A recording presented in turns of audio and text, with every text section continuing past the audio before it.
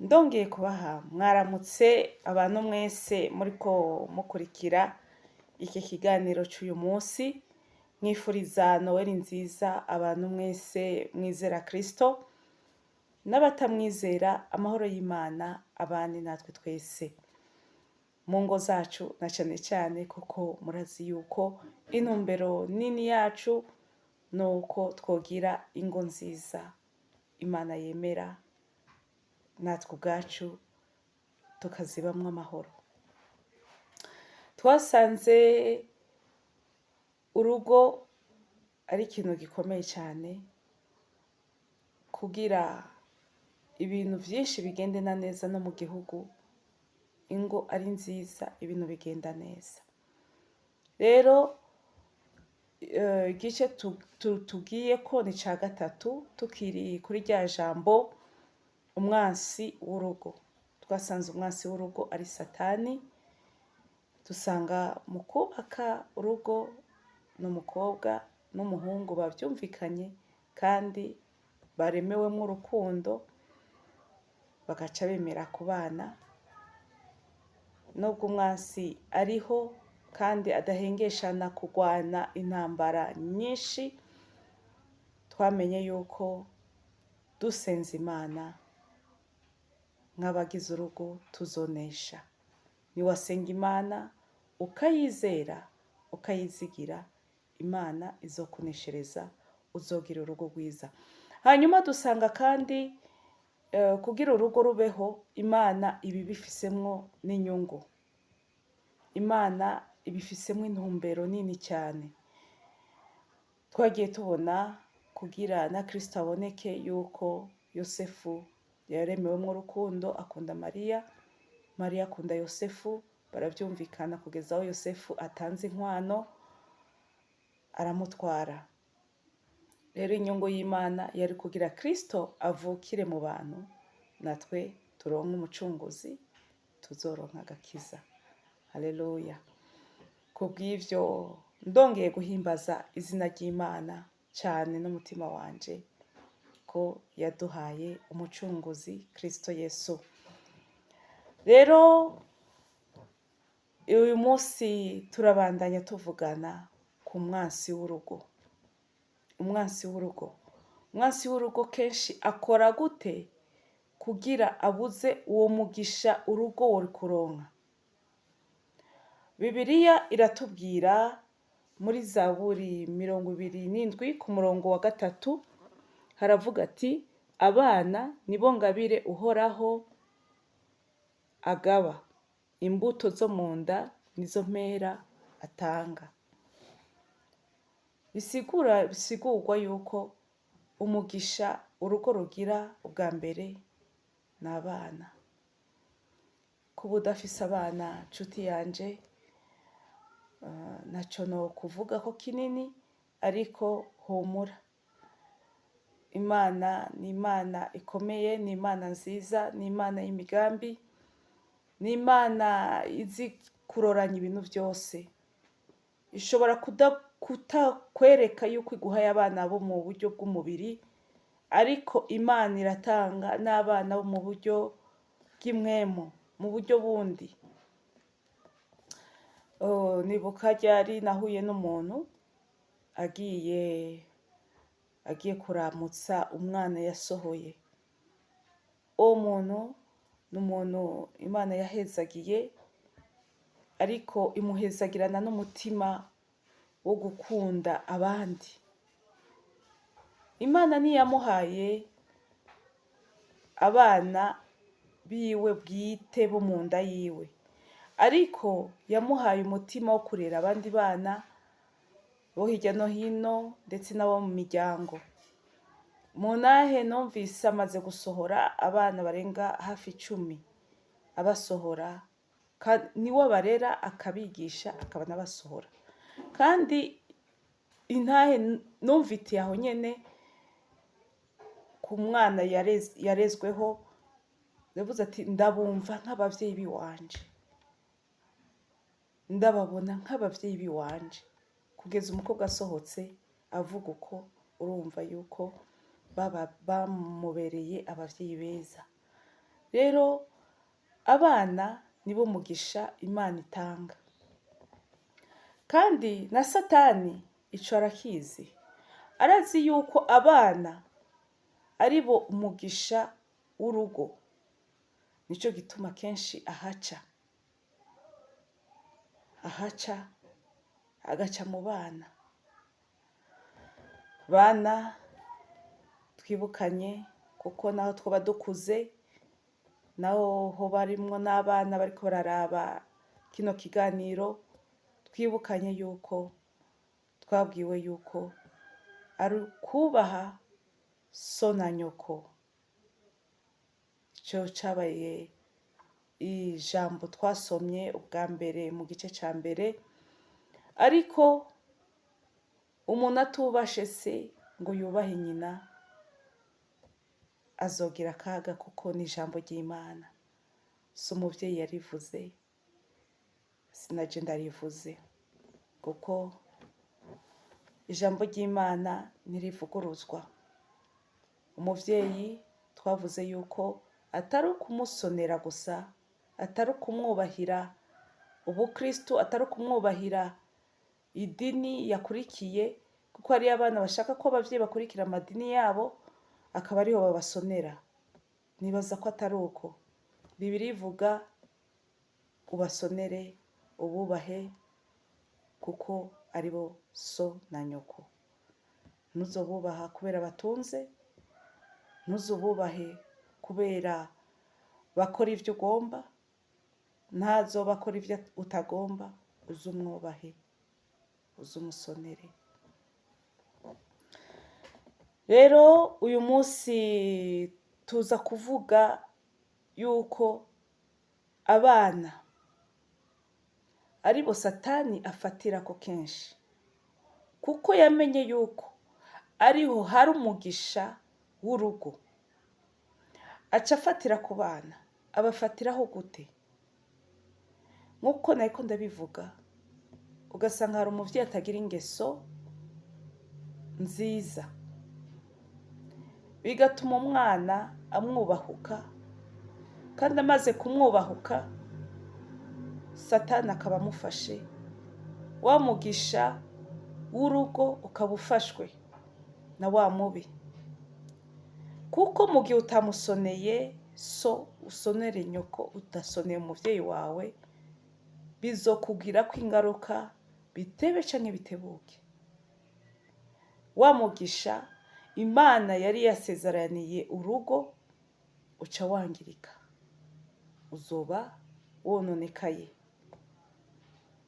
Nico gituma umwana kuva ku ntango ari vyiza ko tumurera uko dushobojwe, tumurere akurane ingeso nziza. Ndabasabe kandi abavyeyi, umuntu wese afise ico avugana n'uwo bubakanye, yumva ko kiri buzane amahane canke amadiscussion, impari, boraba bakaja ahantu habonyene bakabivugana, bakabiheza, bakagaruka mu rugo, abana ata efe zibagizeko, ata ngaruka bibagizeko. Kandi abavyeyi, muntu w'Imana uriko urankurikira, uri umugabo, uri umugore, ugize ico upfa na mugenzi wawe, si vyiza kubishira ku bana, si vyiza kubibwira abana. Nk'umwana ugiye kumubwira ati urumva papa wawe yagize iki na kiriya, umwana aca yumva yansese. Canke umupapa akabwira umwana ati urumva mama wawe ameze uku na kuriya, umwana aca yumva ko yanse nyina. Yanse nyina arashobora guca amwubahuka, mbese akanamutuka. Nabonye hariyo n'abana bubahuka abavyeyi bakabashirako amaboko bakabakubita. Ni vyiza ko umwana yubaha se na nyina kandi akazobona umugisha w'Imana. Rero umwana wese yoba yaragize iyo ngorane agashikirwa n'ikintu cyo kutubaha se canke nyina, tumusabe yihane hanyuma atangurane intumbero nziza, twibukanije umuntu wese avuka ku isi Imana imufiseho intumbero. Niba jewe naravutse, ni ukuvuga Imana yari imfise ku mugambi. Niba nawe waravutse, naho mu muryango baba barakubwiye ati ntaco uzomara, nabo barakubwiye ati ntaco uzovamwo, d'après tout si bo bakuremye, ariko iyakuremye igufise ku mugambi mwiza, ntiwihebure, ahubwo korana inkomezi, korana ishaka, urondere n'Imana, usenga Imana, wigana inkomezi n'ishaka ryinshi, uriko urakora korana inkomezi n'ishaka ryinshi, unabisengera intumbero Imana yatumye igushira ku isi uzoyibone. Na ba bandi bose bakuvuzeho amagambo bavuga yuko ataco uzovamwo, ataco uzokwimarira, ataco uzomarira umuryango, ataco uzovamwo, babone yuko Imana ari Imana yumva, ari Imana y'ububasha, ari Imana itavuguruzwa, ari Imana nyene ijambo, ari Imana irema ikanabikomeza. Hezagirwa muntu w'Imana wankurikiye, umwansi w'urugo ntazokubwire ko ububasha, uze umwiyambure umuje kure. Yesu aduha umugisha. Reka rero dusenga Imana, ubutaha tuzovugana ibindi, ariko iri jambo twariko turavugana ry'umwansi w'urugo, reka turigarukiriza aha. Mpwemu w'Imana agufashe ubashe gutahura iri jambo, umenye yuko uri uw'agaciro, uri uw'ikimazi kinini cyane kuri wewe no ku muryango wawe. Haleluya. Nibaza ko n'igihe Yesu yavuka, kwa kundi umwana akura muri quartier, bishoboka kuba batigeze biyumvira ko azovamwo Kristo nizeye, ariko yatubereye umucunguzi mwiza, aragahora ku ngoma. Dusenge Imana, dusengere ingo zacu, dusengere abana Imana yaduhaye, dusengere abafasha Imana yaduhaye. Imana idukomereze ingo zacu.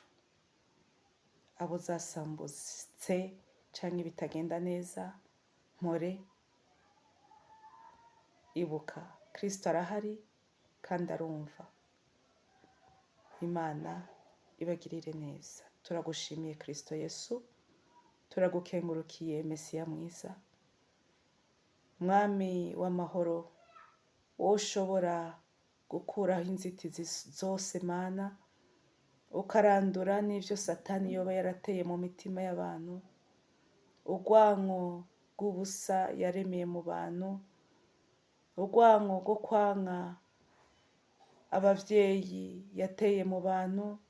Randura Yesu Kristo, ubu tugisenga, urandure urwanko yateye mu bana, mw'izina rya Yesu Kristo, boba bakiri bato canke barakuze, kugira bazobona umugisha w'Imana bakiri mw'isi, kuko ariko wabivuze. Mwami wacu Yesu, amaraso yawe niyeze twese, niyeze bose bashoboye no kwihana no kwatuza akanwa kabo ko bacumuye. Mwami wacu Yesu, hanyuma vyose bigende neza. Wowe bishobokera Mana, ndakwinginze umuhe umutima o Yesu Kristo mwe kurinduka, yature, ashake yaturire Mana umuvyeyi wiwe, hanyuma umusubize ko igitinyiro n'umugisha wamusezeraniye. Urakoze, uri mwiza, abavyeyi waduhaye abana, turasenze Imana, baba abo twareze, abo tureze, abo twavyaye, Mwami Yesu turabasengeye, ubahe umugisha ku bwacu, kuko wadusezeraniye umugisha twebwe tugize urugo. Uraduha umugisha abo bana bacu waduhaye, ubahe umugisha, ubashire hejuru, ubahe kukugandukira Mana, ubahe ingeso nziza.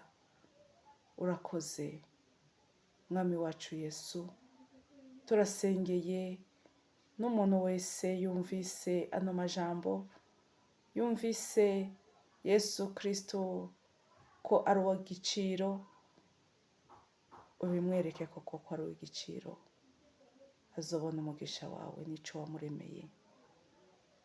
Mwami Yesu, n'uwoba yarihebuye kubera yabwiwe yuko ataco amaze, kubera yabwiwe yuko ataco azovamwo, Mesiya urashoboye, umugire w'agaciro, azobone kugira neza kwawe, ndetse n'abantu bamuvuzeho byinshi bazobone kugira neza kw'Imana.